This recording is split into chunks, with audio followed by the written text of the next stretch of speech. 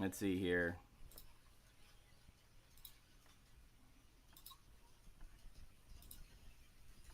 Hopefully people are here. Are we people here? I don't see model train people here yet, but let me double check that everything else is. Well, if you are listening, we are the Railbrothers. This is a very special stack talk with the Railbrothers. We'll actually be starting in a few minutes. We're waiting for the guys on model train people to catch up and bring us into their thing so that we can start. We're going to be talking about the layouts that got away. This is our first time doing it live, so if anything's messed up, that's probably why.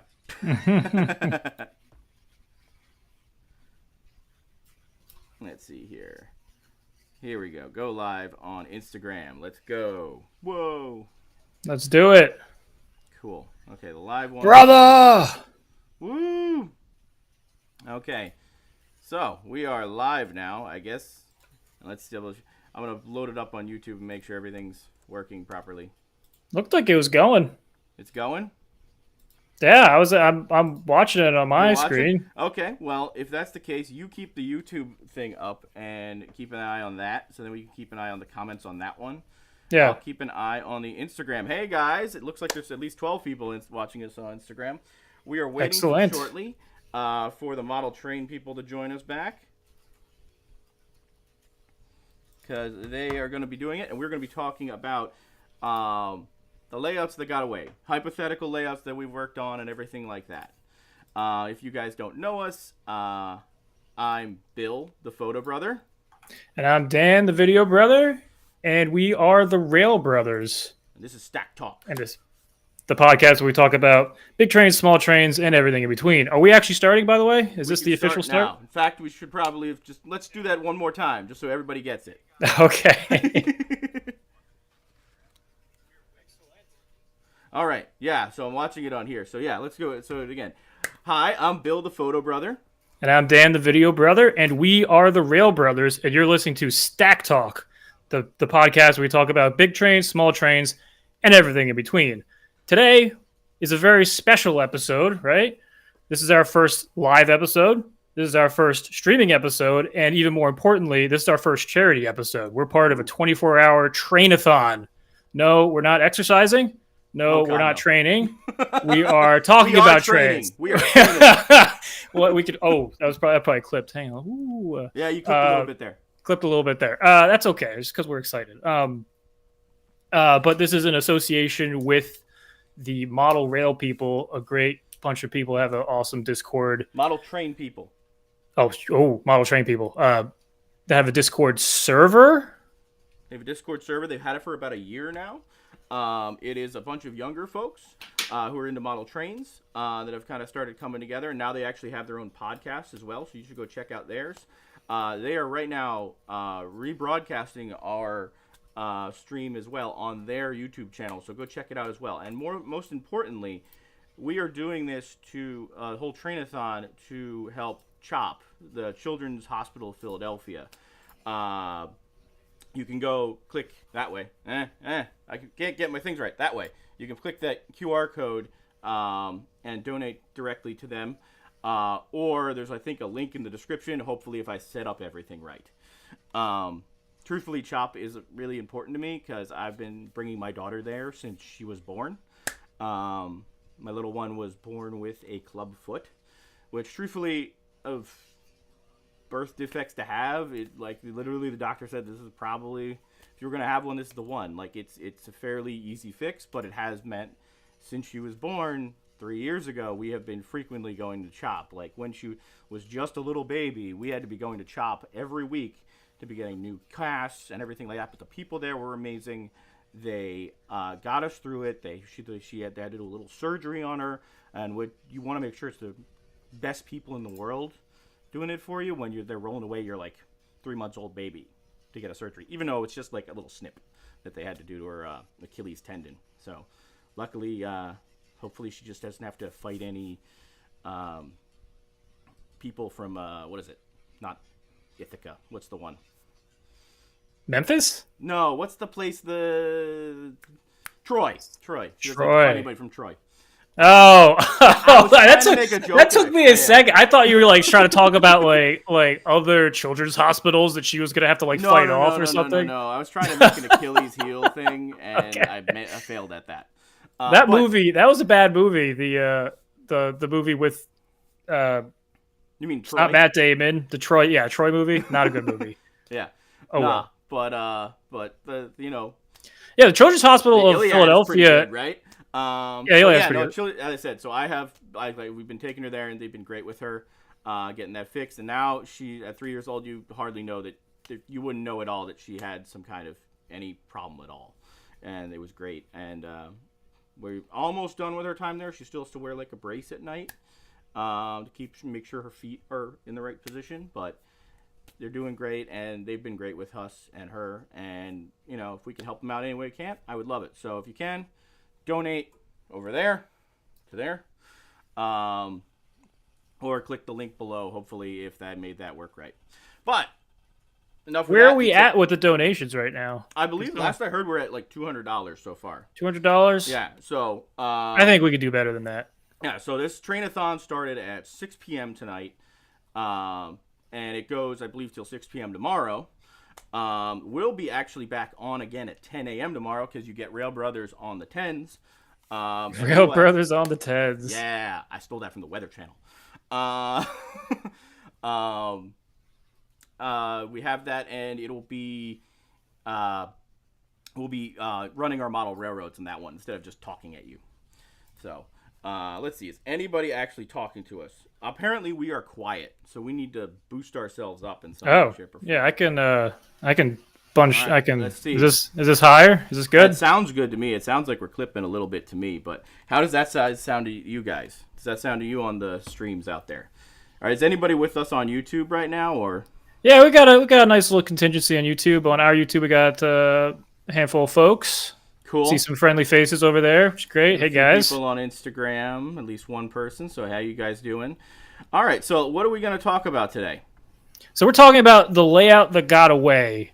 So that's me and Billy. We've been doing trains basically our entire life. It came from our father and came from his father, right?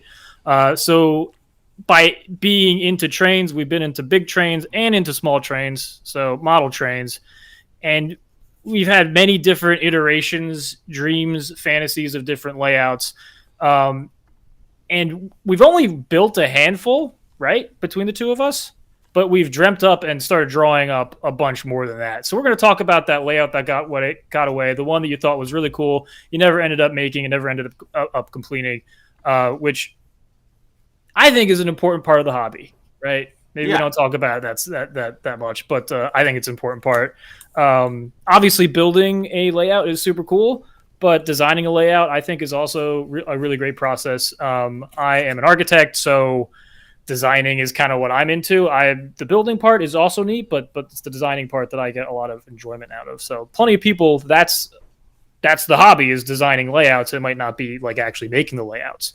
So anyway, so we're going to talk about the layouts that got away, the ones we never made, the ones we thought were cool. But let's talk, since maybe there's some people joining us that have no idea who we are, we could do a little bit of background. So me and Billy, we are brothers, and we brand ourselves as the Railbrothers, right? And we have a couple different social media platforms that find us on Instagram, Facebook, TikTok, even Blue Sky now. Well, at least me. Yeah, we got them all. If there's a social media platform, we got it.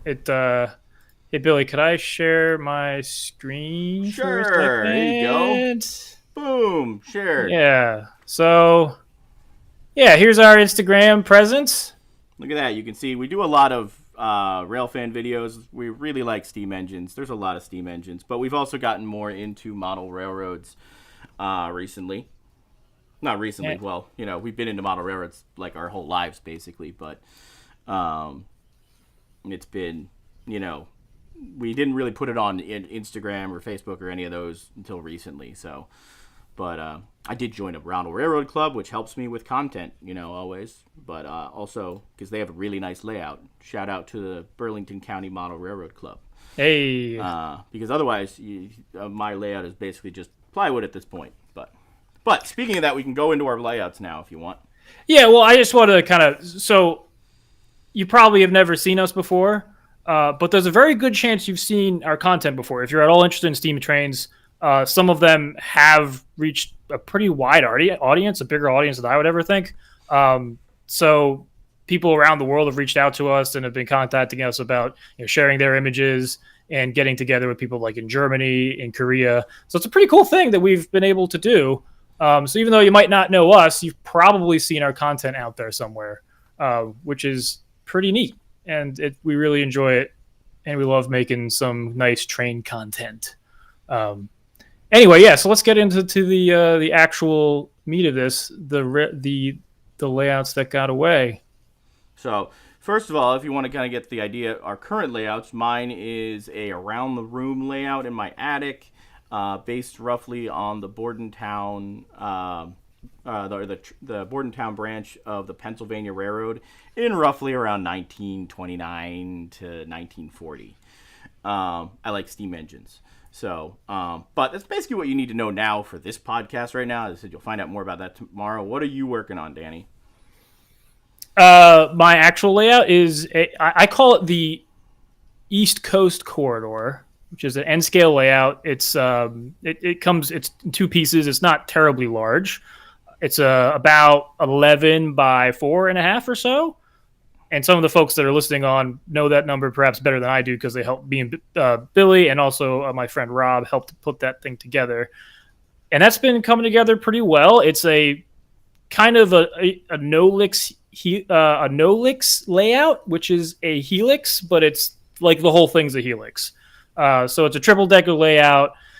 The idea is it is supposed to be like the NEC, and also like the East Coast Main Line in Britain, sort of combined together. It's mostly the NEC, and it's mostly a freelance NEC, which is the Northeast Corridor, if you're not familiar, on the East Coast of the United States.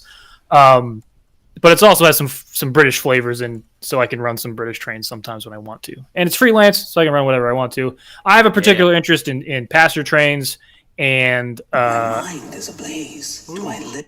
Start that. Sorry, I'm trying to do stuff in the background, and of course...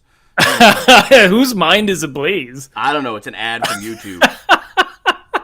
My mind was Love ablaze when I was putting together I that know. layout because I was trying to get the whole layout to be automated, which is a whole other thing we could talk about another time. But it kind of sort of worked, and I'm still working on it.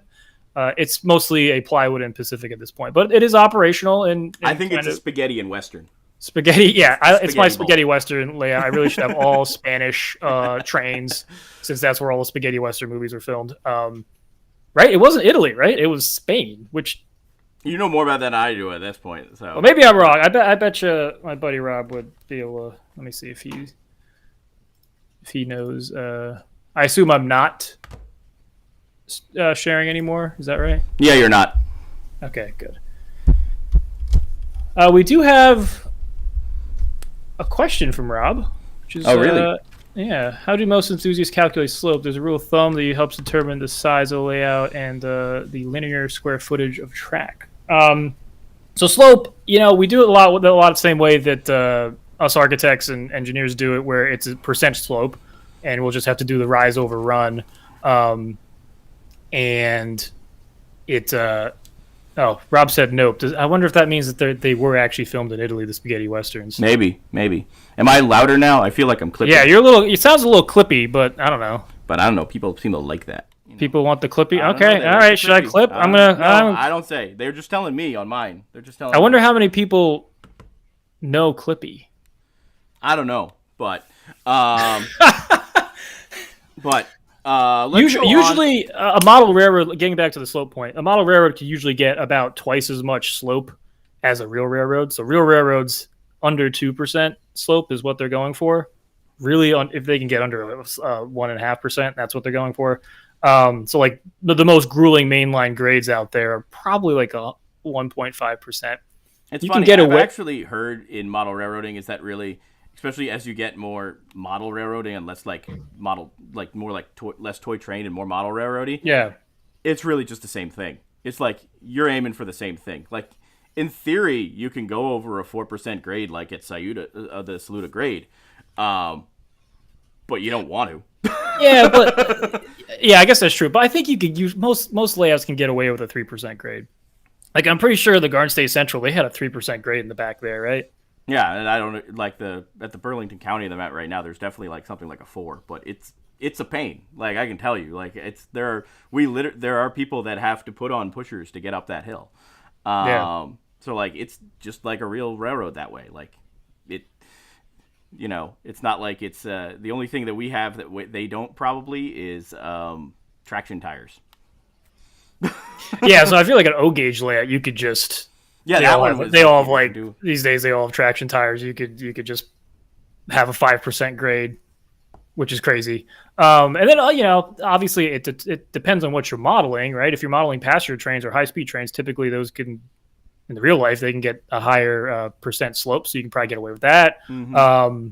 If you're doing traction, again, same kind of thing. But if you're doing long like cold drags and that's what you want to model, like you'll probably have to do a similar gradient to the real thing, especially in like N scale, because the locomotives tend to not have traction tires. Anyway. So back to what we were talking about. Let's talk about the layouts that got away. I was thinking maybe we first start about, do you want to talk about, like, I know we both had some kind of plan at one point for Hopewell layouts, because we lived in Hopewell Borough in New Jersey.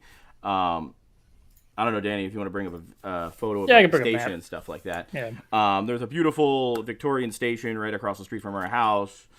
It was on the old Reading Railroad line. Now it's a CSX line that goes between New York City and Philadelphia.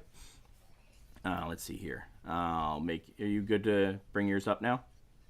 Yeah, I think so. There you go. So yeah, that's what it currently looks like now. And this right here was the old Reading, New York branch. Currently, it's got one track on it, but back in the day, it had 4 tracks. It was a 4-track main line. Yep. It was only 4 tracks for a little bit. It was reduced down to 3 tracks pretty quickly in like the 30s or 40s, and then stayed that way all up until CSX gained control over the track and had to excavate it here to get under this bridge. So it was 3 tracks up for quite a long time, and then it had passenger service up until the early 80s. But really beautiful Victorian building with sort of some Gothic, eclectic Victorian flourishes on it. And here you can see this is like a hint of some of the there was a switch that was there, and we had actually I'm going to bring up mine because I have some info. I found a good website that kind of showed some of these little sidings and stuff. And this is kind of when I was thinking about a layout. This is kind of what I was thinking here. If you look here, they kind of have a good description here. So here's where the train station is right here. Let's see if I can zoom in a bit. There we go. So here's a good photo here, and that's literally the same little bumper that we were looking at before. There's the train station, and this is what the sidings looked like here. It was kind of a fun little cross thing that happened. So this went out to the tomato factory. Fun fact, our grandmother worked there when it's an antique shop right now. Was the tomato factory ever a tomato factory? Yeah, it was a tomato factory. If you look there, it's Hopewell Valley Canning Company is what it was. Oh, is there so for real? Okay, yeah, that's cool. Yeah, they don't just make stuff up, right? They can't do that. But truthfully, the funny thing is now looking at this, like I looked at this today and I was like, this would actually be a really fun little module to make. Yeah, I remember it would be. being intimidated when I looked at this back in 10, 15 years ago, because I was like, I don't need to have 4 main lines going down it, but it'd be fun to have this little like switching thing now. So like you'd have a grain and feed mill. FCA was a farmers collective. There you have the canning factory. You have the freight house here. And that's probably like a team track where that thing goes off. So like you can actually have like 4 different spots. You also have a lumber mill over here, a lumber and grain kind of place, and the chocolate factory. So like you have a bunch of different little things that could actually do it. It's funny. This whole podcast is supposed to be like, oh yeah, these are ones that got away, and now I'm like, maybe I'll actually make. Got to build this one. Like this one seems like it might be kind of what. Hey, it would be a pretty good T-track layout too. Yeah, like because it's got like you see here the main lines here and stuff like that. Like it might actually be not. It'd be kind of fun to have like we could put our old apartment. And I think the on. reality is they never really used the 4 tracks. They only used the 4 tracks for maybe 20 years. Yeah, well, that in theory, the other part of it, the reason that I didn't really. You see there, they've already taken out the 3rd track, right? That's just 3 tracks. Maybe I'm. Which one? I'm delayed from you. Okay, yeah. There you go. That's what happens when you're watching the other thing. My internet's like crying at me. Yeah. But one of the other big reasons was I know I was really intimidated. Like, I really liked the Reading. We lived right on the former Reading. We were part of a model railroad club that modeled the anthracite roads. So Reading is one of those. So it's like I was really into it. But we also really like steam engines. So I know for myself, we had trouble finding steam engines in that, for the Reading, because they had a lot of Camelbacks and Wooten fireboxes. I don't know, Danny, if you want to bring up some photos of that for people that don't know what that is. Oh, look, it's me. Yeah, let me get over to something. Yeah. But so, here's a Camelback. Look at that guy. There you go. Woo! See, it's a very distinctive looking engine. Very distinctive. They were also called Widowmakers because the side rods would break sometimes on the train and go right up through the cab where the engineer was sitting. So it wasn't popular with the engineers. Most of the time on a regular, if you're not familiar, but they all sit back there. So if one of those let go, it wasn't a big deal. And so the Wooten firebox is this guy back here. And the story that I heard is it was wide so it could burn anthracite and or slag, which needed a wider grate area. And because it was so wide, they could not see over it. So you had to have the engineer in front of it. Yeah. So, yeah, as I said, they can kind of go up there. That's kind of more of a regular one, but that does have a Wooten firebox in it. It does, yeah. You can see it kind of sticks out right there.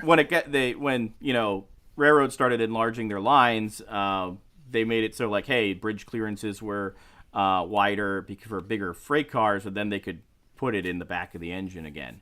But for a while, they had those Camelbacks, and the Reading, being an anthracite burner, used those a lot.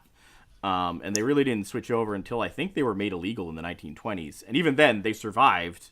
They just couldn't make new ones. Yeah, I think you had them nearly up to the end of steam, right? Yeah, exactly. So, but it makes it really hard to find those. Model-wise, there were some that were made by Mantua. There were some were made by Mantua, and then there were brass engines. That was about it. And when we were kids, those brass engines were like a fortune. Yeah, like they're still a fortune, but we do have adult money now. Keep in mind, we were looking at this when we were like 15. So it really made it so that we really couldn't. I felt like I personally couldn't model it the way I wanted it to. But I don't know. That was one of my. I know you were trying to do something with that too. I don't know what your thought was. My thought was like, now I'm kind of like, could we make a module of it of some sort? I think that could work. Yeah, I think a Hopewell module would be cool. Yeah, and you could have, if you put it as part of like a T-track thing, you could have a loop going around with trains, and then you would do your switching, and maybe you'd have to make coordinate with the dispatcher that you're not getting in the way of some hotshot mainline thing coming through. Yeah, my thought is just make it straight up a module for like. Yeah, you can just do switching. Yeah, just have like an angle module, like because they have three. I think they have three tracks standard. Oh, yeah. So you're thinking HO, right? Yeah, I think HO. You think N. You know this. I think that's a fairly recent thing, by the way. Yeah, so like when he was looking at these things before, he was thinking HO till he got N scale. Still got miniaturized. Yeah. But I don't know. I talked a lot about that one. You talk about the next one. Yeah, so I think like going back to the Reading, I guess you can share my screen. Sure, 1 second. So I was living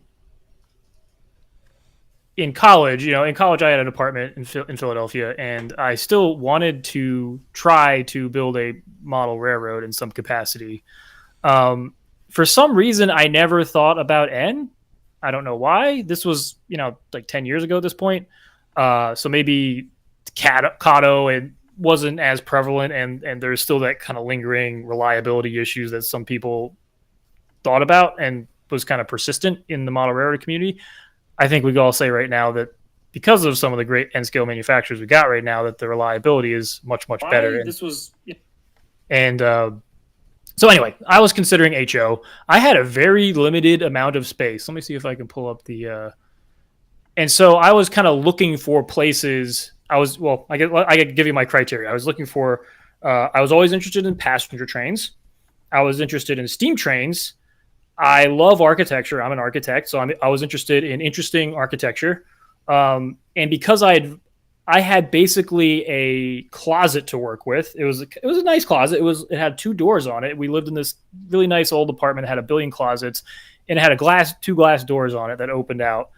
And could I do something that encapsulated all those requirements, find a prototype for it, and try to fit it into this closet? Now, the answer is I really could not fit it into the closet in HO, right? So that's probably why it never got built. But I did try. So one of the prototypes I did find was the Reading Railroads, because again, me and Billy both love the Reading because we grew up by it. The Reading Railroad's Green Street Terminal, which if you're familiar with Philadelphia, let me get the map back. Whoa, I gotta go. So there's Hopewell. We're going to Philadelphia. All right, so here you can see this is the old Philadelphia, the old Reading line that would go into Reading Terminal, and you can see right here this green bit. That's the old Reading Viaduct that went into Reading Terminal right here. So Reading Terminal being a terminal, the trains are all going to stop there, so they would have to pull off the power at some point, and they had to have an engine terminal to service them.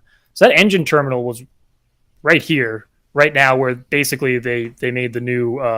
It's not new; it's like 40 years old now. But where they did the Center City commuter connection, right there was where they had totally new. We're gonna totally new. Yeah, it was built in like the 80s. As someone 37, I'm gonna call that new. Oh, it's definitely new. Yeah, brand new. Yeah. So they had their engine facility. Let me just make sure I'm getting that right, because it was on Green Street. Yeah, I'm pretty sure it's right here.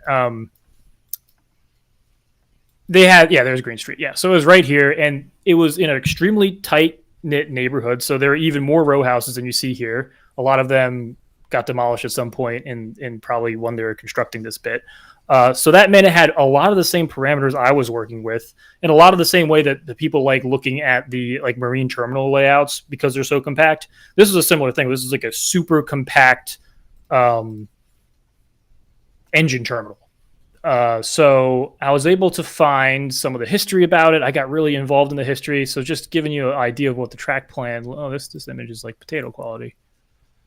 It was pretty cool because this is an old insurance map, that they were able to use all of these turntables to basically turn the engines around and make the plan just fit into this really tiny space and try to fit the maximum amount of engines in this house as possible, and also be able to coal as many of them as possible. Yeah. So Dan, of course, was like, I can fit it all in my closet. I can fit it in my closet. I just think I haven't really. It almost seems British, right? Because the British tend to not have as many roundhouses, so that also played into like, oh, it'd be, if the Flying Scotsman was there with like Mallard or something, and I just had all the British stuff, it would look kind of okay. And on top of that, so it had this really efficient layout. Here you've got, this is the main line that's elevated, this viaduct that was elevated around the turn of the century that goes to Reading Terminal, and then there's a switch on either side and an extremely steep ramp that gets you off of that elevated viaduct and lets you go to this coaling station here, and then has a line that goes underneath to a turntable, to another engine house, and then an engine house on the south. And then the engine houses, I mean, this really had it all for me, was, from what I could tell, Frank Furness who's a famous Philadelphia architect, may have been involved in the design of these engine houses. But either way, I thought they're extremely unique structures. So in this case, you see one of the engine houses, and you've got the famous Reading Crusader locomotive in there. So it's just a really neat spot, and all the photography of it, everything's really dirty, and then sometimes you have like a gleaming stainless steel locomotive in there, and it's totally just knit right into a neighborhood. Probably terrible for all the lungs of the people living by there, but really fascinating. So here you can see this is at the coal depot. Yeah, There. I also love the insurance maps. You'll see. Don't worry. Yeah, and these are some photos of it being constructed around the turn of the century. So you can see mid 1890s, which Frank Furness may have been the architect for the Reading Railroad at the time, though he may not have. And you can see here, there's Reading Terminal in the background, and then you can see this is one of the lines that comes off, and there's a turntable, and then eventually there's like another switch that goes off and goes down to grade there. So and I was able to find historicaerials.com that I found some more images there. Great resource if you guys have never used it. And then I think I have some plans. Where are my plans? Did you find some? Because I looked in my emails and I found a plan you sent me. Oh, you did? Oh, that's great. Hang on it is. Is it rough? It is. Oh rough. boy! You labeled it as track plans messy. Track. Is it like this one? Oh, that looks way better. I'm going to show you. Oh, this. Oh, hang on. This is the different. This is the next one. railroad. That's. Don't look at that. Don't look at that. You didn't say anything. Spoilers. Here you go. Here's what I got. I can't. Hang on. Do you see it yet? Mine is lagging over here. Yeah, so it's lag. Like, Yo, we have doubled our amount of money. We have $400. We are at $400 right now. Woo! That's incredible. Oh, that is messy. Holy hell! It is. It's a Dan Brown special there. That is a Dan Brown special. Let me see. Can I zoom in on some of these things for you? I do have a better version of this, but this is rather illustrative of what I was trying to go for. So basically, I don't understand what you're going for. On the top, you have basically one level of the layout, the top level, which is there's one line and it branches out, and then the left is like quote unquote Reading Terminal, and then the next level down that's where the engine terminal is, and it sort of tucks underneath Reading Terminal. Not at all realistically, but I was just trying to jam stuff in there. And then at the very bottom, I think I was looking at if you put another engine house on the other side. So basically, you just have the front of the engine house, just like a little forced perspective thing, and then the engines would actually be underneath the other tracks. Not at all correct, but that's what I was looking at. Let me see if I can. Give me a second. Let me pull up the. As I was able to find a PDF of it. There we go. I'll hide yours so we can see our beautiful faces. But yeah, I now understand your current layout more because I remember you wanted so many levels in your closet. I would like to remind you, this is like just a double door closet. Yeah, can you see my screen? Is it? Do I have the? There we go. Cool. So this is kind of messy, but yeah. So you can see there's Reading Terminal. This would have the tracks that go into it. I did do this I didn't have any rail at the time, so I laid this out in an architectural program called Revit. So I had to like model the switch, and frankly, like the published data on switches and exactly like what the geometry is I feel like it could be better. But this is also 10 years ago. So here the idea is we had some temporary thing that would fit outside. Man, Mia, my wife, she's then my girlfriend. She wasn't too happy about having this little extra bit that would stick out here that you'd have to use to get the trains from this level. So this is above, and they come out here and they have to go back down, and then that would get you down and into the actual engine terminal area. Oh yeah, straight out of Revit. Yep. Mm-hmm. Yeah, and then let's see, is this any different? No, not really. Oh, this one's a little bit different. See, I like this one. This one was fun. You had like multiple turntables and stuff like this. Was ridiculous. Which that's what they had. It's kind of a condensed version of like look at this. There's multiple. Look at all these turntables. That's right? valid. That's valid. It's great. So like truthfully, part of me is like you should just make this again and take this to shows.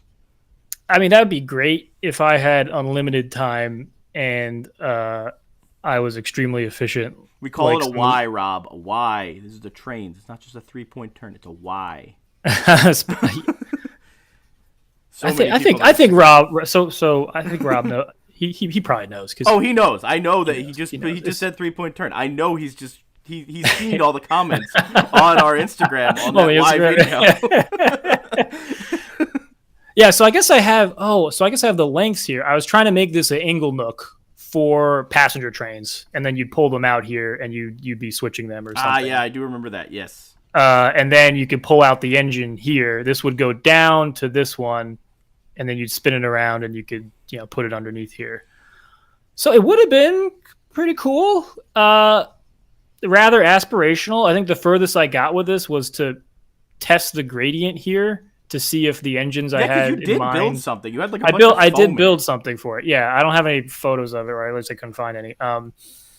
So I did start testing it. I did have foam in there, but the reality has a is, photo of it being like, what the hell, Dan? Like, why is this beautiful closet that we have that I could put all sorts of amazing things in, just full of foam? That's what it was. It was like full of foam for like 5 years, and then I moved to my house and we just never made it, which was a shame. So this is really one of the ones that got away, and I think some of it is my attention span.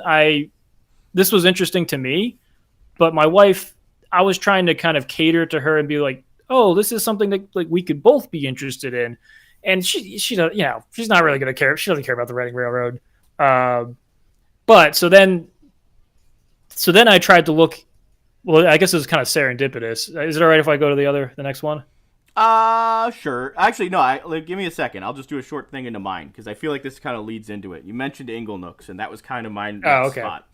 So, what I was doing, at really a similar time, was I was kind of contemplating. I was also in an apartment at the time. I was trying to figure out small things, and truthfully, I've always been interested in switching and stuff like that, and operations and stuff. Except I didn't really 100% know what operations were at that point.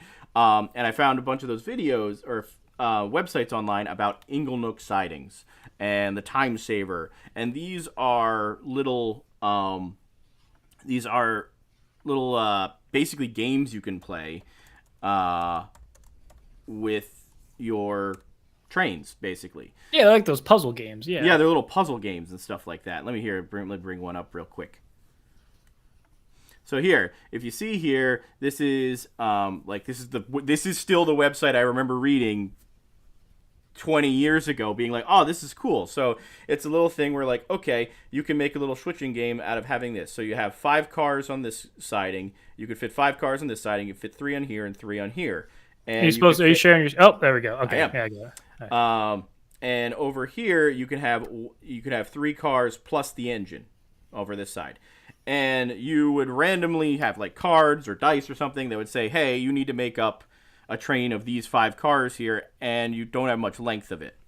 And I had actually made a couple, I had made one of these when we were still at our mom's house, and I was in college. I actually got okay far with it. I had made it. It was 1 foot by 6 foot. And the idea was I kind of wanted to be like, it's like I didn't really understand like operations yet, or maybe I did, but I was more interested in this. And I had figured out, 1 second, let me go find all my, where are my bookmarks? There we go. I bookmarked a bunch of stuff today. And I have too many bookmarks. Ignore half of these, probably. They're probably embarrassing because I haven't deleted I guess while you're looking for that, thing right here. We'll donate another $50 if someone can guess what the background of our stream is. Here, let me show that again. There you go. Another $50 if you can guess the background. Anna, you're not allowed to guess. Yeah, anyone that's related to us. Anna and Mia, not allowed to guess because you know what it is. That's this is actually hanging in my... illegal. This is hanging in my living room. I took the photo. But, so, where was I? You distracted me with my beautiful photo. Sorry. It's a really nice photo. It's okay. I like how we're in the brass band. I was playing with that last night. I was like, that was really good. That looks good. Like I might keep this for other things we're doing. Yeah. So let's see here. Here we go. And to bring up our favorite things, these are a few of our favorite things. There we go. 1 second here. All right, now I'll go back to my screen. There we go. All right, favorite things, Sanborn maps. So there was a branch of the Reading line that went into downtown or downtown-ish Trenton. because the Reading Railroad and Pennsylvania Railroad kind of paralleled each other from Philadelphia to New York City, and they were competitors to each other. But the Reading took the less direct line through it didn't go through as many city centers as the Pennsylvania Railroad did, because the Pennsylvania Railroad is what the NEC is now. So they hit Trenton, they hit New Brunswick, they hit all those fun ones. Reading took a little bit northern/western route and kind of missed Trenton when they did it. Then they had to make a junction at West Trenton to get into downtown Trenton. So they had a Trenton branch that went down, and they had a bunch of industries on it, and it was like, this seemed like a perfect thing for an Inglenook. So if you look here, this is the Pennsylvania Railroad, or the Philadelphia and Reading freight house here, and guess what? That is 3 tracks right there, just like an Inglenook. That's awesome. Perfect. And then I could model this sweet, sweet building that is still there. That is the ex-Reading Freight Station in downtown Trenton. And I was like, oh, this will be perfect. So I made a 1 foot by 6 foot. I put it on foam. I had the track glued down. I had done I had gotten it working. I had played with it a bit. Is that your picture? No, this is just somebody I found on okay. RealPictures.net. Wait. Is this? It's Mitch. It's Mitch Goldman. It's Mitch Goldman. Yeah, it's Mitch. I hope he's doing good. He is. I saw he's posting back on Facebook again. So great. All right. He's a legend. Yeah, in my opinion. Yeah, no, he was like one of my favorites. He's been everywhere. He's taken a picture of everything. I think I've met him twice, and I've been scared to talk to him each time for some reason, because I'm a little nerd. Yeah. Double Dutch revival. Yeah, I guess it's got the. I should know what it's called. Dutch eaves, Dutch roof, Dutch. I don't know. Don't you teach this stuff? I don't. I do, but not specifically Dutch stuff. Got it. Yeah. So I had thought about that, and I got all the way through it, and I put the ballast down, and I seized up my switches, and I got really discouraged, and I ended up throwing it out. I think if you watched some of the tutorials from earlier tonight, you would have done great. Here's the thing. This was in like 2008. Did YouTube exist? It wasn't really a thing yet. Like, it might have been. Maybe it had like the guy dancing on it. Like, yeah, but like it didn't have model railroad tutorials. So there was like not a real good way to find out this information. And it's one of the things about this community now, which I really love, is that it's so nice. Like I asked about how to like weather freight cars, and everybody gave me some great advice, and they showed me, they're like, hey, here's a couple links to good YouTube things for weathering freight cars. Dennis was doing a great job with it earlier. I was posted on Blue Sky about some painting, and they gave me a bunch of YouTube videos back. It was great.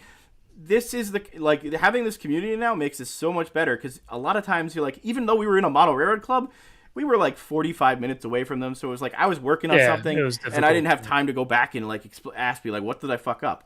I now know one of the problems I did was that I said the F word. B. I think you're good for it about once. All right, twice an episode. Can't do it anymore. Yeah, that was it. You get one more. Yeah, I think you get 2 more You're PG-13. for FCC regulations, yeah, right? Thanks.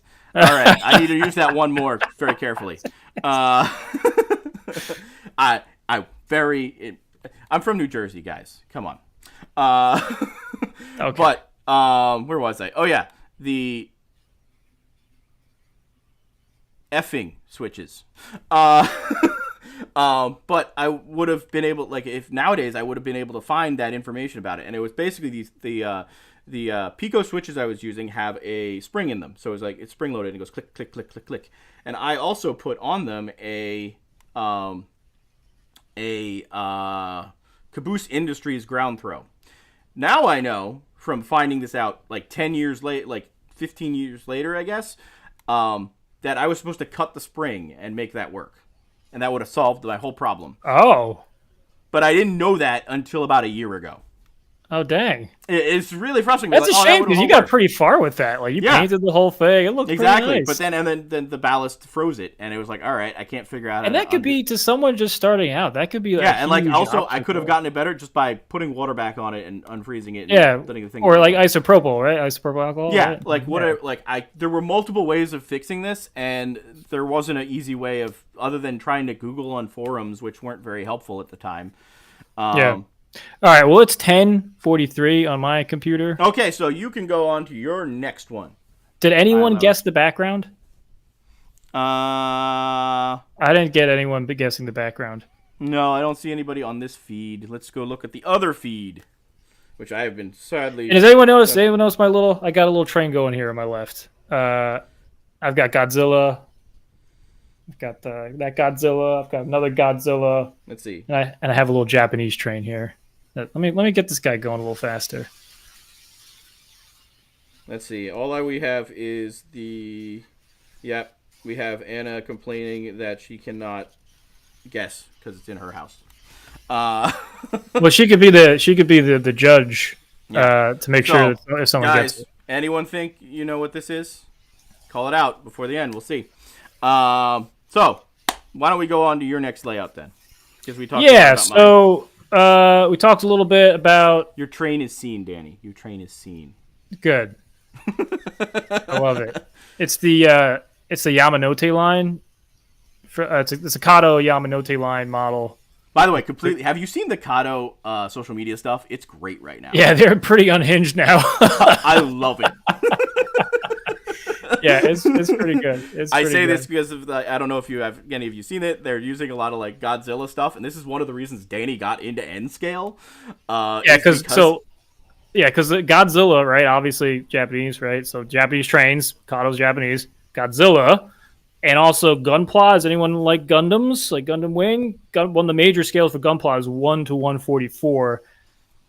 The Japanese trains are typically 1 to 140. The standard gauge ones are 1 to 160, but close enough so you can have like freaking Gundams and. I got a little Gundam. It's half of a Gundam. Fighting kaiju and stuff, which I think is pretty cool. So I thought that would be a lot of fun, and so I went for anyway. But that's one of the reasons why I went to N scale, among many others. But are you sure? Am I sharing my screen? Let me turn it on for you. Sometimes when you look at it, one image can make you want to make a model railroad. I've seen some people talk about like a couple scenes, like maybe it's like I saw one person talking about a waterfront scheme where there's a dock, there's a bunch of trains, and there's like a ramp that goes up on top of the dock, and they're like, oh, this would make a great model railroad. So sometimes it's just one image can make you want to make a whole model railroad, and this was that image for me. So if anyone's familiar with the Jersey Shore, you'll immediately notice this on the upper left. That's Barnegat Lighthouse. And I have been, I was born on the Jersey Shore. I'm a Jersey boy at heart. What's that? I don't think that's Snooki. No. Insert inappropriate joke here. I already used my F-bomb. Keep it at PG-13, but I guess we'll try to keep it PG right now. So anyway, I saw this. It was like I was on LBI. My mother-in-law lives on the shore, so I was in one of those tchotchke stores that sells a bunch of LBI stuff. And I consider myself a student of history, and I particularly am interested where old right-of-ways for railroads are. And I knew that there was a railroad that went to there were multiple railroads that went to the shore, right? The one I was familiar with, the one that went across the Barnegat to Seaside Heights. I was familiar with the one that went to Cape May, the one that still goes to Atlantic City, one that went to Ocean City. But for some reason, I had no idea about the train that went to frickin' LBI. I said frickin', that's not a bad word. Yep, you can say that. You're allowed. Yeah, and then I saw this in a shop, and I was like, oh my gosh. So I honestly, I didn't think it was true at one point. Like I thought there was maybe like a ferry or something, but no, there was a train that went onto Long Beach Island. It went across a huge. Do you have a bridge? Do you have a photo of the bridge? Yeah, I got a photo of the bridge. But like, if you're not familiar, here's Long Beach Island, right? So this is 19-mile long island, barrier island off the Jersey Shore, and there's one way on it and off it is this causeway. And before this was built, there was a railroad causeway that was right next to it. You can kind of see the tracery of it right here. See Railroad Ave, right? But it it was built in the late 1800s and survived until like the 20s. And on the island itself, I am very good at like when I'm driving places, having a sense for when there was a right of way there. And it is tough to find. So I had no idea that there was a railroad that was on here. So when I saw that image, oh my gosh, this is amazing. And unfortunately, there's virtually nothing on the island that is left from it. But it's just such an interesting thing, such a unique point in time when they actually had trains that went across like a huge causeway. Like, look at this. Like, look at is it huge? Like a just a really long, kind of scary looking bridge. I don't know if I'd be too happy going across this, but that went to LBI, and just even the engineering of it, of having to secure the track in such a sandy environment where maybe the ground isn't as stable. So I became really, really interested and fascinated by this whole thing, and started doing a bunch of research and realized that the only surviving building on the island was not far from my mother-in-law's house. And it's this station in Long Beach, in Barnegat Light. And it's still standing, which is actually incredible after all these years. So this is the only physical thing left on the island that it can attest to this railroad. So this is it in like the 70s. So it's still there. And I just was super interested in it, and this also tied in with that. I was trying to get my wife maybe a little bit more interested in this, and so I figured by changing the whole thing from this like super nerdy, super architectural, gritty engine terminal, that if I turn this into Barnegat Light, where she has some history, that this could be a more of a joint experience, and that was kind of true. She ended up. I think she was. So anyway, it was an interesting thing. I ended up modeling in Revit the house and bringing it into another software called Rhino, and then also did the. How high was that going to have to be in HO scale? Well, there it is. You can see this is like this was a 2x4 module, so it's about 2 feet tall. That'd be so ridiculous. Which would have been awesome. Like just so, I had. Schemes for this where it would be in a closet, but then we also moved and I could put it in the basement. But this actually started theoretically getting built because we built these. Me and Billy built these modules. So I have like four bases of them.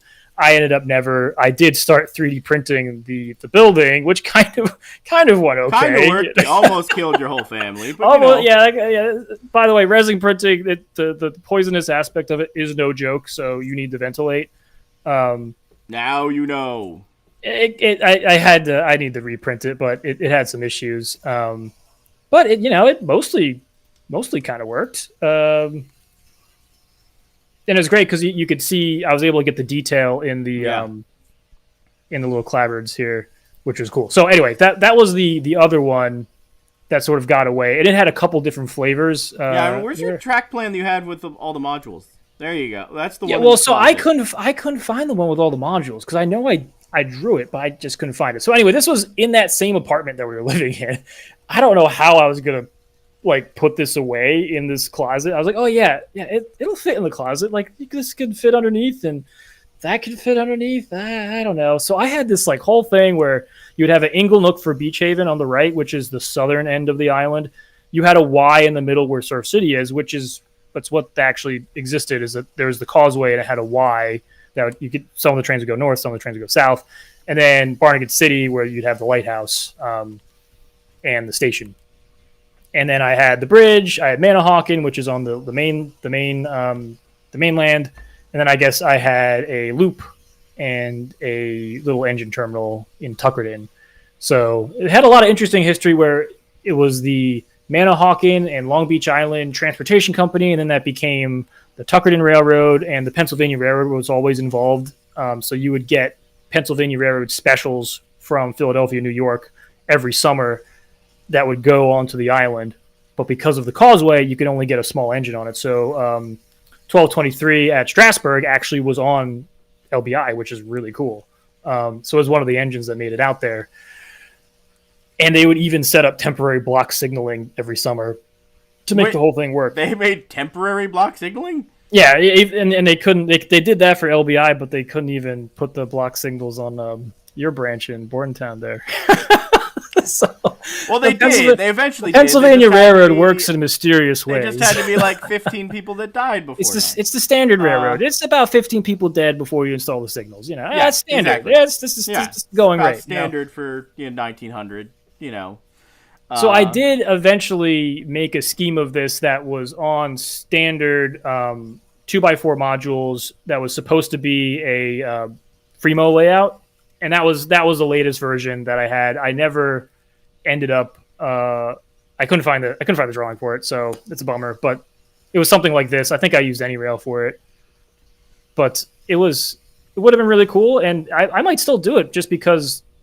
Just think of going down to the basement, having freaking Barnegat light there, standing tall with the That'd be really maybe cool. I could model the light going around. What a commanding presence that would be, and especially as a modular, I could take it around. They have a bunch of festivals on the island and teach people about the history because I didn't know anything about this railroad, and I'm a freaking huge train nerd.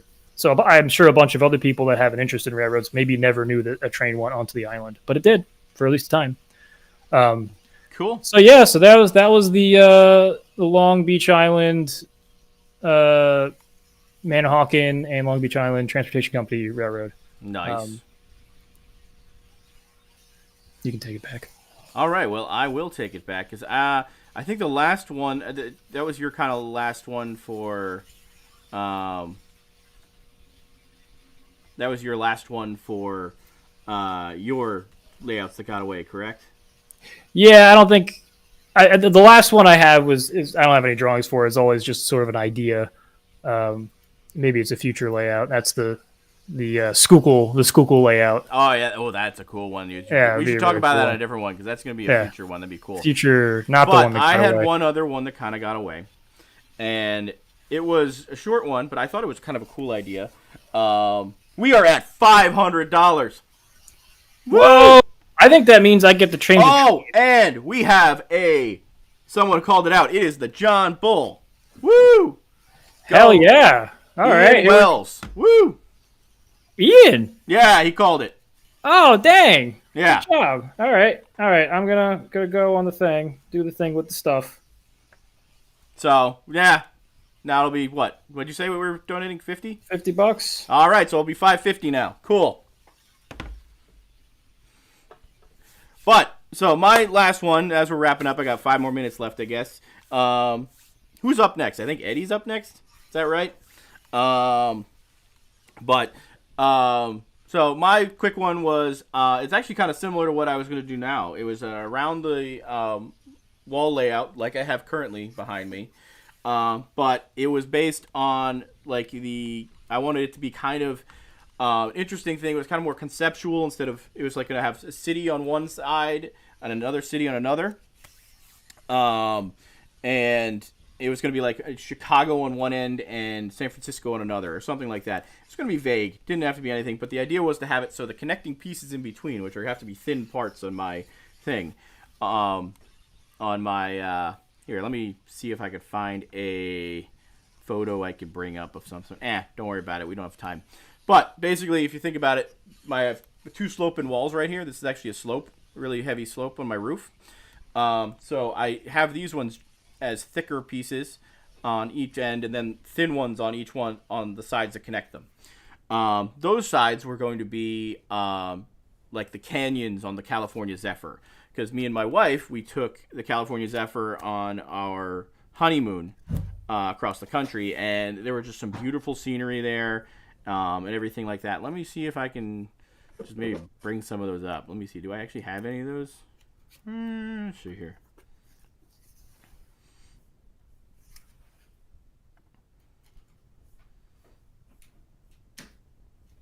Let's see. I don't think I have any of them real quick. I could probably, if I scroll it down, I can show you a few of them. But it would have been basically just, I'd be trying to imitate the Amtrak train that we took pretty directly. Here we go. By the way, this is my website for my photography, not plugging anything at all. But first of all, here's my beautiful wife Anna on our honeymoon, looking out on the California Zephyr as it goes up. So we actually took it straight from Trenton, which was really fun. Trenton Transit Station. We took You do the Capitol out? Is that right? So yeah, we did the Capitol out. So we took NEC down to DC, the Capitol Limited out to Chicago, and then the California Zephyr. Here's at Union Station. No Capitol Limited anymore. That's the Floridian. Yeah, it's Floridian now. But then just going through, I wanted to have it just hugging the wall with some of these beautiful like canyons. Just think of that, like right along the wall. I could just build that kind of that'd be cool. raggedy thing, and they can have that exact HO Amtrak train. And truthfully, now that I belong to a club, thinking about doing that again, because that was a beautiful trip, and it means a lot to me. So it'd be fun to have that, like, be able to build that exact train, you know, like with these, what are these, P42s, PL42s? Oh no! Oh no! Oh crap! Oh no! Oh no! Look, the freaking truck came off. Freaking truck came off of the M fleet. Oh man. That's not good. Anyway, well, it was one of these guys, right? Yeah. So, truthfully, it would be, like, now that I think about it now, I was like, oh man, if I did do N scale, that would be what I do. Because that'd be a really cool conceptual one. Just, like, have it going through those canyons and stuff. Yeah, and I was trying to get you to have, like, a truly transcontinental thing with, like, staging for each that was coast. the thought. Like, you had like, some ideas for that. And, like, a double-decker layout. Like, holy crap, it would have been pretty cool. Yeah. But, I think our time is about up. I don't know. Yeah, exactly. I'm glad you got that, Dennis. Yeah, the Ogno guy from all that. Oh no. Yeah, we grew up on that. That was like everyone in our family says that. Oh no. Yep, P42s. Which is from I Love Toy Trains, right? Yep, exactly. Yeah. I always think of Ward Kimball like at the beginning of it on the. So, Dennis, did you want us to sign off now, or is I think it was Eddie's coming up next, right? I'm looking at you in the chat in case you say anything.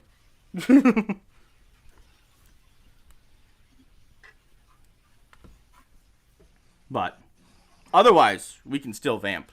I'm good. We are good at vamping. Yeah, I'm good vamping. Yeah. Yeah. So what do you got on that thing? Amfleets? So I am truly wondering why the hell both trucks came off of my freaking M fleet here. Look at this. There's no freaking trucks. What the hell? Is that a Kato one, or is that one of the Bachmann ones? Oh, this is a Kato. Like, what the... Hey, you almost said it. I heard that. I almost heard it. I said only get two. Freaking, I thought. I heard the hell. Can I say hell? Is hell okay? All right, so it sounds like Eddie is ready to go. So if you are watching us on Railbrothers, go head over to Model Train People on YouTube, and Eddie will be there. I can't remember, what is he doing? Is he weathering something, or is he? Let me see. I can actually look it up on our little Discord. Where is that? Where is it? I know it's somewhere. Well, go head over there. Eddie's going to be showing you some more fun train stuff. And as I said, that feed is going on until 6 p.m. Tomorrow. So, and if you want to, you can join us at 10 a.m. tomorrow while we run our trains. Not these trains. You're going to see better trains, hopefully. You'll see this train. You'll see this train right here. You'll see that one and other trains. So, have a good night, all. As I said, head over on the Model Train People and continue if you're on Railbrothers. Otherwise, keep on donating. This is an amazing keep donating. Cause. Yeah, donate to Chop. They're great people there. They help my daughter. So, go. I guess I'll end the stream now, or I'll put up a be right back. I'll put up a be right back. So there we go. So, good talking to y'all. Follow us on social media if you don't. Yeah, all that stuff.